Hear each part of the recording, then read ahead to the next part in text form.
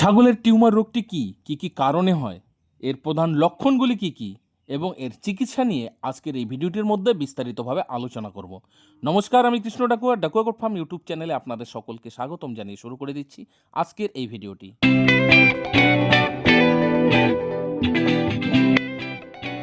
Tumour হলো ছাগলের শরীরের কোনো নির্দিষ্ট স্থানের কোষ অস্বাভাবিক ও অনিয়ন্ত্রিতভাবে বড় হয়ে তৈরি হওয়া একটি গাঁট বা মাংসপিণ্ড, যেটা শুরুতে খুব ছোট্ট আকারে থাকলেও অল্প সময়ের মধ্যে অনেক বড় হয়ে যায়। ছাগলের শরীরে এই টিউমার হওয়ার বেশ কয়েকটি কারণ আছে। তাদের মধ্যে যেমন আঘাত লাগা, কোনো জায়গায় যদি ছাগলের আঘাত লাগে সেখানকার কোষ অস্বাভাবিকভাবে বৃদ্ধি হয়ে এই টিউমারের আকার নিতে পারে। রাসায়নিক ও বিষাক্ত পদার্থের প্রভাব বিভিন্ন খাদ্যের মাধ্যমে রাসায়নিক শরীরের ভিতরে গেলে হতে পারে। এছাড়াও কিছু উদ্ভিদ আছে যার পাতা খেয়ে বিষাক্ততার প্রভাবেও কিন্তু এই টিউমার হতে পারে। এছাড়াও শরীরের কোনো নির্দিষ্ট স্থানে পুরানা আঘাত লাগা, ক্ষতস্থান বা ঘা যদি থাকে সেখানকার কোষ অস্বাভাবিকভাবে বৃদ্ধি হয়েও কিন্তু এই টিউমারের আকার নিতে পারে। আর যে সমস্ত ছাগলের শরীরে লোম কম থাকে তাকে দীর্ঘ সময় ধরে রোদ্রে বেঁধে রাখা হয়, তাহলে সূর্যের অতি বেগুনি রশ্মি ছাগলের সরাসরি চামড়ার মধ্যে পড়ে। আর এটা যদি দীর্ঘদিন ধরে হতে থাকে তাহলেও কিন্তু ছাগলের চামড়ায় এই টিউমার দেখা যায়। এছাড়াও ছাগলের টিউমার ভাইরাসজনিত কারণ এবং বংশগত কারণেও হয়ে থাকে। টিউমারের প্রধান লক্ষণ হচ্ছে ছাগলের শরীরের নরম অংশে ছোট্ট আকারে হবে এবং সেটা ধীরে ধীরে বড় হবে। কোনো রকমের ব্যথা অনুভব হবে না। সাধারণত যদি ফোড়া হয় বা লিম্ফ নোড যদি ফুলে যায় সেই জায়গায় হাত দিলে ব্যথা হয়, কিন্তু টিউমারে কোনো রকমের ব্যথা হবে না।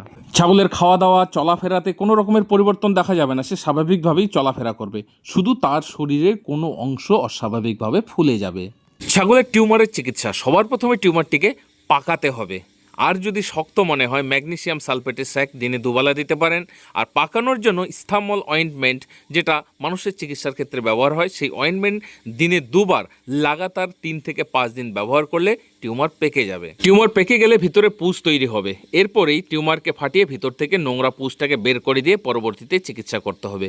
ভিডিওটিতে যে ছাগল বাচ্চাটি দেখছেন আমাদের খামারের পাশের গ্রাম থেকে নিয়ে এসছে। বাচ্চার বয়স 2 মাস। টিউমারটা এত অস্বাভাবিকভাবে বেড়ে গেছে যে টিউমারের ভারে বাচ্চাটি ঠিকঠাকভাবে চলতে পারতো না। ছাগল মালিক বাচ্চাটিকে আমাকে 1 সপ্তাহ আগেই দেখিয়েছিল, আর সে সময় টিউমারটি খুব শক্ত ছিল। আমি কিছু হোমিওপ্যাথি মেডিসিন লিখে দিই পাকানোর জন্য, তো সেটা 7 দিন খাওয়ানোর পর টিউমারটি কিন্তু নরম হয়ে যায়। আর এরপরে আমার কাছে নিয়ে এসছে এটাকে ফাটিয়ে দেওয়ার জন্য। তো পরবর্তী একটা ভিডিওতে এর হোমিওপ্যাথিক চিকিৎসা নিয়েও আমি আলোচনা করব। তো আজকের ভিডিওটিতে অ্যালোপ্যাথি চিকিৎসা নিয়ে আলোচনা করা হচ্ছে। দেখুন, এই নিডিল 18 কেজির নিডিল টিউমারে ঢুকিয়ে দেওয়া হয়েছে এবং ভিতর থেকে প্রচুর পরিমাণে নোংরা বেরোচ্ছে। মানে এতটা নোংরা বেরিয়েছিল প্রায় 200 ml মতো হবে। 200 ml পুঁজ মানে বুঝতেই পারছেন, সম্পূর্ণটা কিন্তু নিডিল দিয়ে বেরোচ্ছিল না। তাই টিউমারের একদিকে ছোট্ট করে একটু চিরে দেওয়া হয়েছে এবং টিপে টিপে সমস্ত নোংরা ভালো করে পরিষ্কার করে দেওয়া হচ্ছে। ভিতরে সম্পূর্ণ নোংরা টিপে টিপে বের করে দেওয়ার পর ভিতরে বেটাডাইন ঢুকিয়ে দেওয়া হয়েছে এবং ভিতরটা আরও ভালোভাবে পরিষ্কার করে সেটাকেও টিপে টিপে বার করে দেওয়া হয়েছে। 2-3 বার বেটাডাইন ঢোকানো এবং বের করানোর পর শেষে আবার ফ্রেশ বেটাডাইন ঢুকিয়ে দিয়ে রাখা হলো। মনে রাখবেন, যত ভালোভাবে পরিষ্কার করতে পারবেন, যত ভালো ড্রেসিং করতে পারবেন, তত তাড়াতাড়ি ঘা শুকিয়ে যাবে। সবার শেষে ব্যান্ডেজ গজ বেটাডাইনে চুবিয়ে ভিতরে ঢুকিয়ে রাখতে হবে। পরের দিন সেটা বের করে নিয়ে আবার টিপে টিপে যদি নোংরা জমে পরিষ্কার করে দিতে হবে। পুনরায় আবার একটা ব্যান্ডেজ গজ বেটাডাইনে চুবিয়ে ঢুকিয়ে রাখতে হবে। এইভাবে 2-3 দিন লাগাতার করতে হবে। যখন দেখবেন যে ভিতর থেকে আর পুঁজ বেরোচ্ছে না, এর মানে ভিতর থেকে ঘা শুকিয়ে যাচ্ছে। চিকিৎসায় বেশি কিছু মেডিসিন প্রয়োগ করা হয়নি। সবার প্রথমে দেওয়া হয়েছিল টিটেনাস টক্সাইড। এছাড়াও খাওয়ানোর ওষুধে ব্যথার জন্য ম্যালোক্সিকাম দেওয়া হয়েছিল 6 ভাগের 1 ভাগ দিনে 1 টাইম। সেকেন্ডারি ইনফেকশনের জন্য তাকে অ্যামোক্সিসিলিন দেওয়া হয়েছিল 100 mg।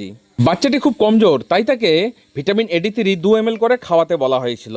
এছাড়াও লক্ষ্য করতে বলা হয়েছিল যেন মাছি না বসে। যে কোনো চিকিৎসা শরীরের অবস্থা এবং রোগের পরিস্থিতির উপর নির্ভর করেই কিন্তু মেডিসিন প্রয়োগ করতে হয়।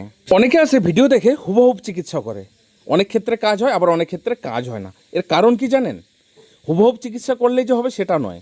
আপনি যে পশুটার চিকিৎসা করছেন তার শরীরের অবস্থা কি আছে, তার রোগের পরিস্থিতি কি আছে, তার উপর নির্ভর করেই কিন্তু মেডিসিন প্রয়োগ করতে হয়। এই জন্যই আমি বলি, যদি কোনো রোগ সম্পর্কে আপনার ভালোভাবে জানা না থাকে এবং মেডিসিন সম্পর্কে যদি ধারণা না থাকে, সেক্ষেত্রে অভিজ্ঞ চিকিৎসকের সহযোগিতা নিয়েই চিকিৎসা করবেন। প্রিয় দর্শক বন্ধুরা, কেমন লাগলো আমার আজকের এই ভিডিওটি অবশ্যই কমেন্ট বক্সে কমেন্ট করে জানাবেন। যদি ভালো লাগে ভিডিওতে একটা লাইক করতে ভুলবেন না এবং ভিডিওটিকে বেশি বেশি করে শেয়ার করে দিয়ে সমস্ত নতুন নতুন ছাগল খামারি উদ্যোক্তা বন্ধুদের দেখার সুযোগ করে দেবেন। আর যে সকল দর্শক আমার চ্যানেলে নতুন, যদি ছাগল পালন এবং ছাগলের বিভিন্ন রকম রোগ ও তার চিকিৎসা সম্পর্কে ভিডিও দেখতে চান, অবশ্যই চ্যানেলটিকে সাবস্ক্রাইব করে সঙ্গে থাকবেন। আজকের ভিডিওতে এখানেই বিদায় নিয়ে নিচ্ছি। পরবর্তীতে নতুন আরেকটি ভিডিও নিয়ে আপনাদের সামনে হাজির হব।